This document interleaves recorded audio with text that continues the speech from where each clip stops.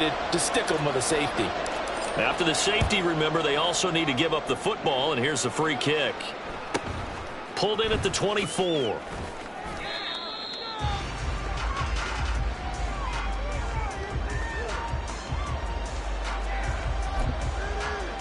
Ready. Here are the Vikings now to start their next drive. And 3 interceptions in this game. And I would have to think, I wasn't a quarterback, but number 4 is kind of, oh, you're like, oh, man, I can't throw 4. No, what's interesting is, what do the coaches decide to do now? Having thrown 3, do you alter your offensive strategy? Do you take the ball out of his hands and maybe turn to the running game? Or do you have that supreme confidence that he's going to turn things around? We'll see what they do. So the big play gets him all the way down to the outskirts of the red zone here for 1st and 10. Sliding out of the pocket. This one caught by his tight end, Oliver. They'll give him 4 yards there, and it'll be 2nd down. And they're going to hurry back to the line now. Ready. Off the play fake, he'll look to throw. And this is intercepted, but they'll say out of bounds. So very close to a turnover there in the end zone. Well, interceptions have been a problem in this one. If he could have gotten his feet down here, it would have been another. Would have been a huge one. They've had a great game taking the ball away. Thought they had another one, just unable to get those cleats in bounds. Again, he'll drop to throw. Oh, the ball comes out on the hit, but they'll say it's incomplete. How about this defense? They came up with a couple big plays in this sequence, and none better than the one right there, forcing the incompletion and bringing up 4th down. And his kick is indeed good. So add 3. All told, after the safety, it's a 5-point swing. But that could have turned out much worse. Well, you don't want to say no harm, no foul, but I do believe you're right. A 9-point swing hurts. 5 points, much more manageable, especially in a tight game like this. And here comes a return from the middle of the end zone. And all deep in his own territory, he coughs up the football. And the Vikings pick up the football. And they'll be inside the red zone with a ball at the 16-yard line. And now before the ball changes hands, they're going to take a look at this just to make sure that they have it right.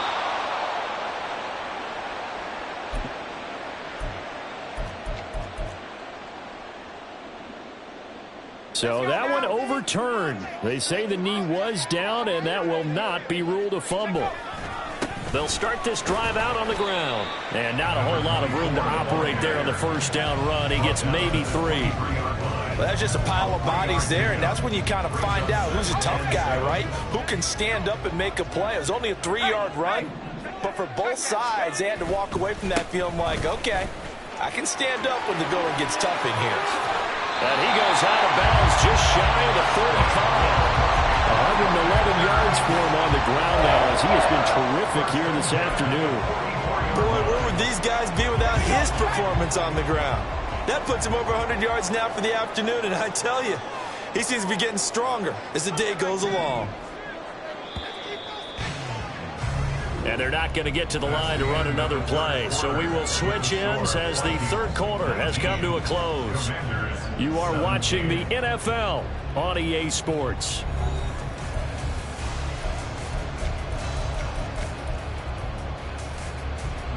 So signs of life in what's been a dormant offense in this 2nd half. Here's 1st and 10.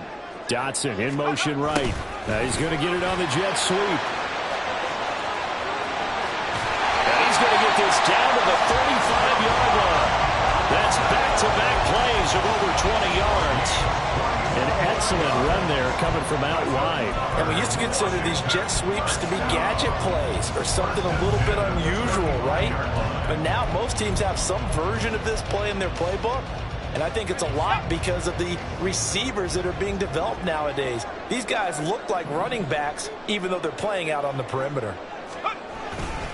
Here's a fake on the jet sweep, and instead a give up the middle. And maybe a measure of revenge there. He's had his way in this one, but this time they get him behind the line.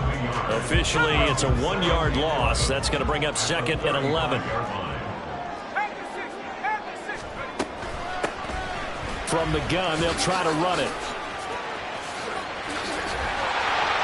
And they'll have it in the red zone before he crosses They get 17 there. Good for a Commanders first down. Another carry for their leader and a good one.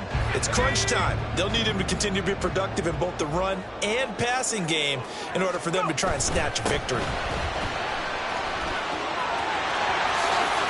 And he is into the end zone for a Washington touchdown.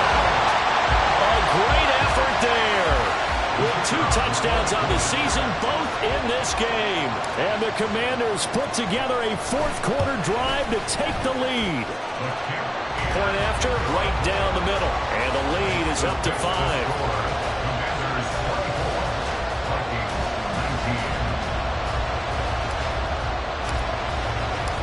Set now to kick this one away, and off it goes. Powell now to take it out of the end zone. And tackled at the 21-yard line, so a net negative there of 4 yards. The Minnesota offense about ready to get this next drive underway. And they will be looking to answer the touchdown their defense just surrendered. Still a good chunk of time remaining here in the fourth quarter and a chance to regain the lead in a tight one. Give them 3 on first down. It'll set up a 2nd and 7. Typically, we think it's the strong safeties that are better tacklers, especially closer to the line of scrimmage amidst traffic. But in this case, how about the free safety coming up and making the big-time play? From the 24 now, here's 2nd down and 7. Going right back to Akers. And they get him down, but not before he takes it across the 40-yard line. 17 yards, first down, Vikings. Well, they've certainly been successful throwing it around in this game. That's allowed them to move the ball on offense. But I've got to tell you, to watch them run the football and successfully, I'm not taking sides. But to see the ball in a running back's hands, oh, that's football for me. He'll get this up to about the 44. Give credit to the defense for stringing that play out, and they gave up no cutback angle. You know you're just trying to dart through. No place for him to go. A nice job there, only giving up a 3-yard gain. And they'll come up 2nd and 7. Hurry. Up the middle, here's Edwards. And he'll get maybe a couple, if that, up to the 46. And this is why aggressive defense coordinators love to blitz. It wreaks havoc because they end up taking their attention to the blitzers, freed up the D-lineman to make the play.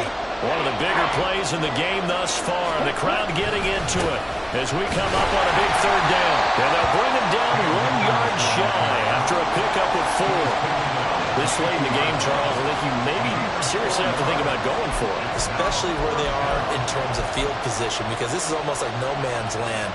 Might hurt your punter because there might not be enough space, maybe too far for your field goal kicker. I'm like the old rule.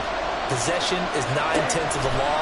Possession is 9/10 of winning the game. Go for it, get the first down, close it out. Now they go for it on 4th, but this one is going to wind up incomplete. The Vikings unable to convert here on 4th. And this defense will take over right at midfield. They'll try and run some clock here as they keep it on the ground. 152 yards rushing for him now as he has been tremendous all day long. From the 44 now, here's 2nd and 4. And Howe will throw it. And look at this. They get the turnover they needed. It's intercepted.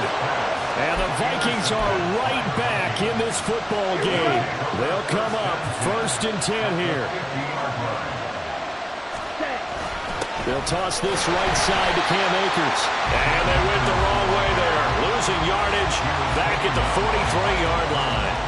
Up front, the struggles continue for this offense among the line. What can they do? Change the play calling? What? I think part of that, yes, changing some of the play calls, some screens, some draws, some misdirection. You want to run any type of a play that will influence these guys to continue to get upfield and find a way to use that against them and slip things in behind them. So some quick passes could work as well. 2nd and long. Completes this to Jefferson. And he'll take this to the other side of midfield before going out of bounds. As long as as you go through your proper reads and progressions, the drag route can be one of those old reliable plays because usually it's good for a good chunk of yardage, as we just saw there. And those guys like it, right? They can get the ball with a full head of steam. Especially against man coverage, because man coverage, you're typically running away from someone and not worried about traffic coming out on the other end. Nice, well coached, a team that understands what's going on. They still have time to work the middle of the field as they just did there.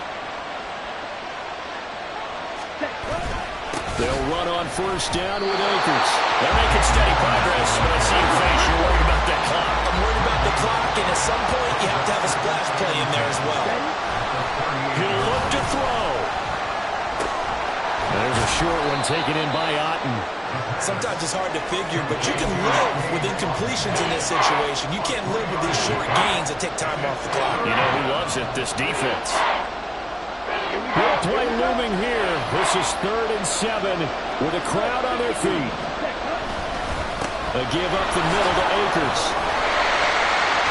Well, this is going to depend on the spot, but it's not a very generous one. He looks to be about a yard or so short. Playing against a 3-4 front is really challenging for offensive linemen because they can do so many different things. But when you're running the football, if you can handle the nose tackle up front, and it may be a guard can slide up to the second level and block a linebacker, that's when you have success running the football.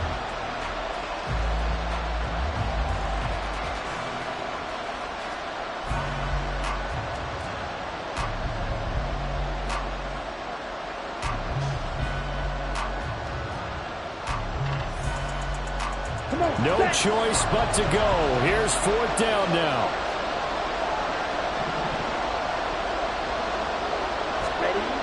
Got to try it here. He's back to throw. Pass taken in by his big tight end. And he is going to pick up the Vikings' first down. And they get it easily. A gain of 5 on 4th and 1. Let's go. 97.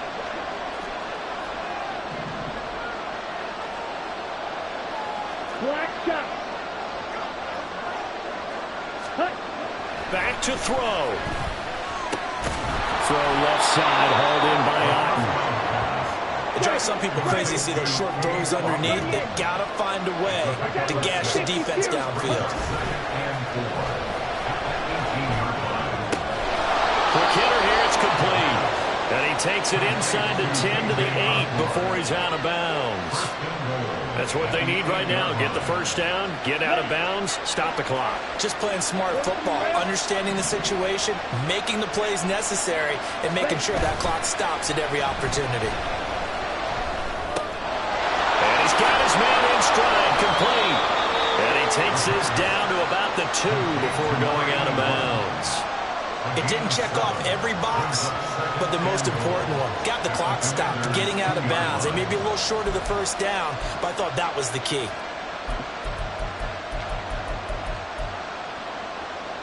Here we go. Second down, goal to go.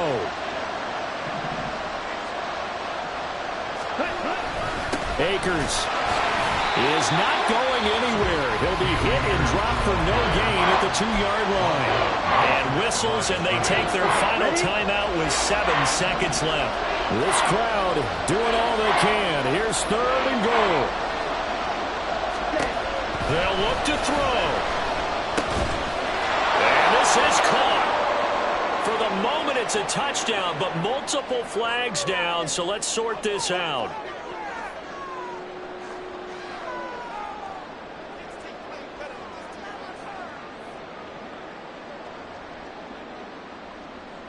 Down. Shot. 17. 22 middle. Blue. Yellow. Red. Cycle. Steel. Black. Beetle. Blue. Set. One final shot. They'll look to throw. Finds his tight end Oliver here outright. Touchdown, Vikings. So the final seconds have ticked away in this Minnesota victory. Charles, for this losing side, their heads are hanging as they walk off the field today. And really, I mean, we know why. Those 3 turnovers by that offense, that's ultimately what doomed them. And this is what coaches preach all the time to every team that we ever talk with.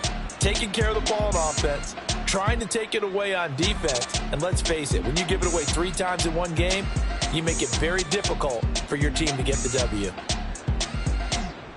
So for the Vikings, they inch closer to respectability now at 3-6 on the year. And they will head back home next week.